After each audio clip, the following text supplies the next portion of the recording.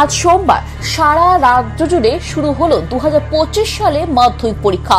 প্রত্যেক পরীক্ষা কেন্দ্রেই হয়েছে কড়া নিরাপত্তার ব্যবস্থা। পরীক্ষার্থীদের সমস্ত সুযোগ সুবিধা বিষয়টি দেখা হচ্ছে বিশেষভাবে। এবার 2025 সালে মাধ্যমিকের মোট পরীক্ষার্থীর সংখ্যা 9,48,753 জন। গতবারের চেয়ে পরীক্ষার্থীর সংখ্যা প্রায় 62,000 বেশি। হাসপাতালে পরীক্ষা চিকিৎসাধীন পরীক্ষার্থীর।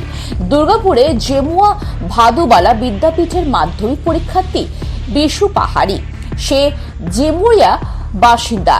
রবিবার থেকে রক্ত বমি ও রক্ত পায়খানা হতে থাকে। বর্তমানে সে দুর্গাপুর মহকুমা হাসপাতালে চিকিৎসাধীন রয়েছে।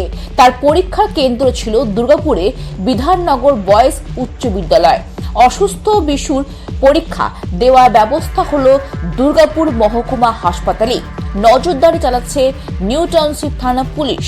এবার মেয়ের পরীক্ষার্থীর সংখ্যা 5,55,950 জন এবং ছেলে পরীক্ষার্থীর সংখ্যা 4,28,803 জন।